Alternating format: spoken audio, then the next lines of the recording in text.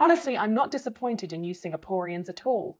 The disappointment comes from what I keep hearing outside your borders. Beijing, especially, has a very creative way of insulting you.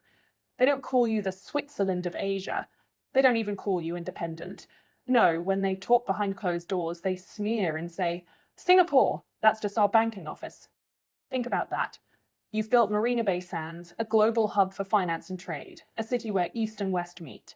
And yet in Beijing's narrative, you're not a hub, you're a cubicle, a clerk in their high-rise tower, a filing cabinet in the corner of China's empire. That's how they frame you. And here's where it gets cruel. They actually believe the joke. On Chinese forums, they laugh and call Singapore their ATM, a place to park money when Hong Kong feels shaky, a place to withdraw when Beijing needs liquidity. They reduce your entire system, your people, your economy, your pride, to nothing more than a cash machine with better air conditioning. Now let me be clear. I'm not the one saying this. I'm just bringing you their words, their arrogance, their worldview. Because if you really want to understand why the insult stings, you have to face the uncomfortable fact that Beijing isn't whispering it as a joke. They mean it. And the rest of the world? Some smirk, some stay silent, but no one really bothers to correct them. So today we're not talking about Singapore from my perspective. We're talking about Singapore as China describes it. And by the end of this video, you'll have to decide. Is Beijing's story just arrogance you can laugh off? Or a warning sign you can't afford to ignore?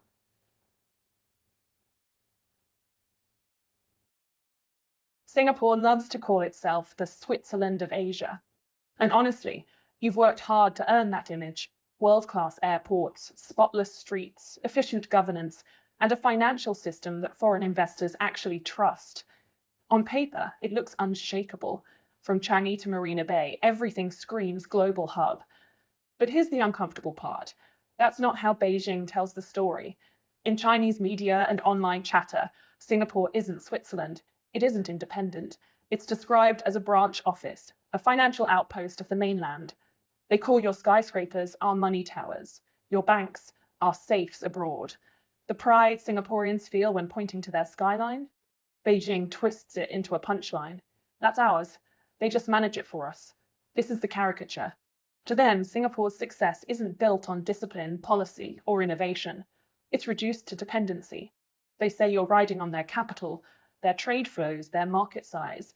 And in this warped narrative, the moment Beijing pulls the plug, Singapore collapses like a sandcastle in the tide.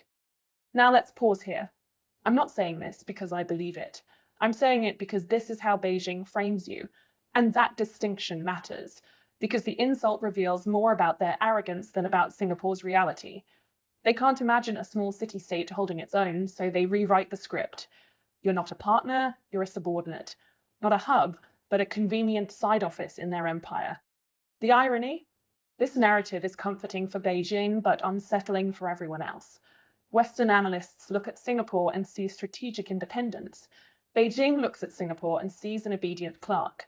And it's in that clash between pride and caricature that the tension begins.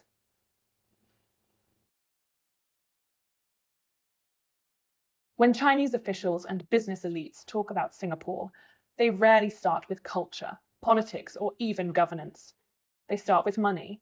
They'll point to the glass towers of Raffles Place, the condos that stretch along Orchard Road, and they'll say, that's where our capital sleeps at night. In Beijing's narrative, every yuan parked in Singapore is a badge of influence. When Chinese investors buy luxury apartments, Beijing spins it as proof that Singapore is tethered to them. When Chinese companies list on the Singapore Exchange, state media frames it as Beijing supporting Singapore's role in the global market. And when Hong Kong faces turbulence, every dollar that flees to Singapore becomes another talking point. Look, they need us more than ever. It's a boastful script, one that insists Singapore isn't standing on its own 2 feet, but leaning heavily on Chinese inflows. They claim that Singapore's prosperity is borrowed prosperity, that without Chinese capital, the lights on Marina Bay Sands would dim. But here's where the boast collides with reality. Ordinary Singaporeans don't experience this capital as a gift. They feel it in skyrocketing rents, in housing prices climbing beyond reach, in daily costs that creep higher every year. While Beijing brags, locals groan. The same money Beijing calls influence is, for many Singaporeans, simply inflation. And that's the gap worth noticing. Beijing interprets its wealth abroad as a form of control.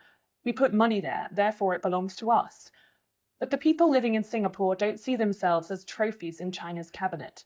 They see themselves struggling to keep pace in their own city. Let's be clear, I'm not saying Singapore is dependent. I'm saying Beijing insists on telling the world that it is. They parade their capital as though it buys them ownership. And in their arrogance, they overlook the simple truth. Money might buy apartments, but it doesn't buy respect. This, right here, is Beijing's favorite boast and Singapore's daily frustration.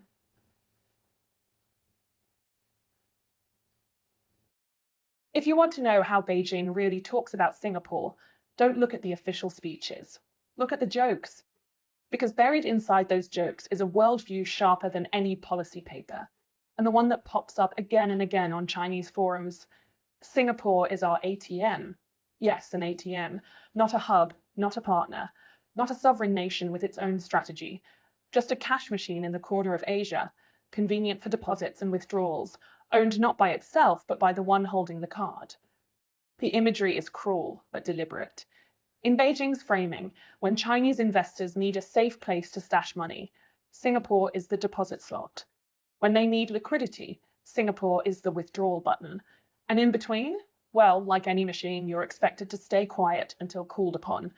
Now, let me pause, because it's easy to misunderstand. I'm not saying Singapore is an ATM. I'm saying Beijing repeats this metaphor proudly, as if it proves their dominance. They don't whisper it with shame. They post it with a smirk. To them, the joke itself is a demonstration of control. Why does it sting? Because every joke contains a grain of truth. Chinese money does flow heavily through Singapore. Beijing does rely on Singapore's clean reputation and efficient systems to move capital around the world. That's the truth that makes the insult bite. The machine imagery lands precisely because it exaggerates a reality. Singapore has become a gateway for Chinese wealth. But here's the irony Beijing never acknowledges. An ATM might dispense cash, but it doesn't belong to the user. The bank owns the system, sets the rules, and controls the safeguards. Singapore is not a passive box of money, it's the bank. Yet Beijing prefers to erase that nuance, because the metaphor of an ATM makes them feel bigger, stronger, in charge. And that's the heart of the insult. The metaphor doesn't just mock Singapore's sovereignty, it reveals Beijing's insecurity.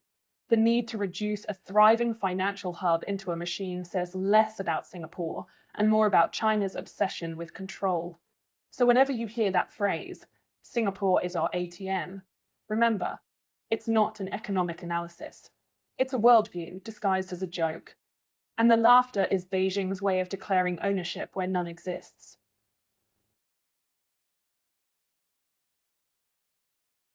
When Beijing laughs and calls Singapore its ATM, the joke doesn't echo in a vacuum. It lands on the ears of ordinary Singaporeans, and the reaction is complicated. On one hand, people bristle with pride. Singapore is not just any city. It's a nation built on discipline, pragmatism, and survival in a tough neighborhood. On the other hand, the reality of daily life often feels uncomfortably close to the insult. Walk down the streets of Singapore and you'll hear the same refrain. Housing is expensive, rent keeps climbing, and everything from groceries to school fees feels heavier on the wallet than a decade ago. Locals watch as foreign buyers, many of them from China, snap up luxury apartments and push prices out of reach. Beijing brags about owning the skyline, while Singaporeans are left wondering if they can afford to live in it. This is where the pride versus pressure dynamic cuts deepest. National pride says, we are independent, we are nobody's tool. But household budgets whisper another story. If foreign money keeps flooding in, where do we stand? Beijing's insult stings precisely because it exploits this tension. It weaponizes everyday frustrations and wraps them in arrogance. Yet Singaporeans are not silent victims. On local forums, in coffee shop conversations, in parliament debates, the pushback is clear. Singapore is not anyone's puppet. Singaporeans resent the way outsiders diminish their sovereignty. They hate the implication that decades of hard work can be erased by a cruel metaphor.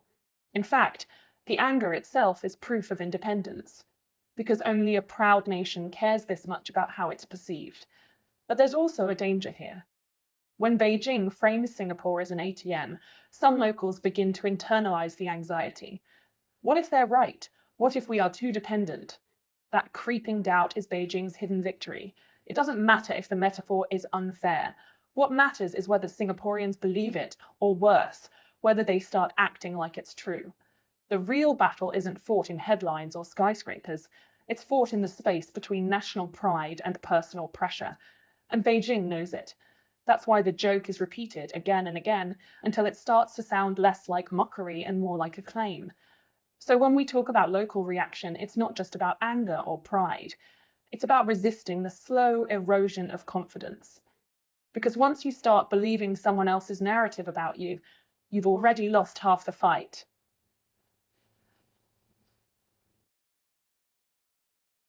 Step outside of Beijing's echo chamber, and the picture of Singapore changes dramatically. In Washington, Brussels, London, even Canberra, analysts and policymakers rarely describe Singapore as anyone's ATM. They describe it as something far more uncomfortable for Beijing, a strategic balancer. To the west, Singapore is the clever city-state that knows how to walk the tightrope. It hosts American naval vessels while signing trade deals with China. It supports US-led sanctions one day and quietly reassures Beijing the next. To Western eyes, Singapore is neither dependent nor subservient. It's agile. It's independent. It's playing both sides and doing it better than almost anyone else. That's why Western think tanks love to use phrases like the Switzerland of Asia or a trusted middleman. It flatters Singapore's self-image, and it's meant as a compliment. In these narratives, Singapore is the place where rules are predictable, contracts are honoured, and politics don't suddenly break the economy. It's safe, it's neutral, it's indispensable. Now compare that to Beijing's language. Instead of indispensable, they say replaceable. Instead of independent, they say subordinate. In their telling, Singapore isn't walking a tightrope with skill. It's holding the rope for China to cross. That's the humiliation embedded in the ATM metaphor. Here's the irony. Both sides project their own needs onto Singapore. The West needs Singapore to be neutral ground, so they call it Switzerland. Beijing needs Singapore to be submissive, so they call it a clerk or an ATM. Neither lens is entirely about Singapore itself. Both are about what outsiders want Singapore to be. This duality creates a peculiar problem. When Western voices praise Singapore, Beijing dismisses it as Western propaganda. When Beijing diminishes Singapore, Western analysts shrug and assume it's just bluster. And in the middle stands Singapore, caught between flattery and contempt, struggling to assert its own narrative. So the real question isn't which story is more flattering, it's which story sticks. Because narratives have gravity. The Western version boosts Singapore's reputation, the Chinese version chips away at its sovereignty, and in the age of social media, memes can travel faster than policy papers. The danger is that Beijing's cruel joke, the ATM Singapore line, spreads wider than the West's praise. And once that happens, the caricature risks becoming the headline.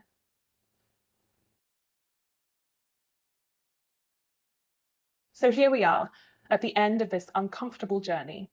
We've heard Beijing's smears, their jokes about ATMs, their boasts about capital flows, and their casual dismissal of Singapore's independence. We've also seen how Western voices describe the same place in completely different terms, praising agility, neutrality, and resilience. Two competing lenses, two competing stories. The truth is, narratives matter more than facts in today's world. Beijing doesn't need data to back its insult. All it needs is repetition. Say, Singapore is our ATM often enough, and it starts to shape perception, even outside of China. And in geopolitics, perception often becomes reality. That's the danger. But here's the catch. Singapore isn't just an object in someone else's story. It's a sovereign state with its own history of defying odds. Remember, this is the nation that went from swampland to skyscrapers in a single generation. The country that turned vulnerability into strength and scarcity into innovation. That doesn't sound like an ATM to me. That sounds like a place that knows exactly how to rewrite its own script. Yet the challenge remains.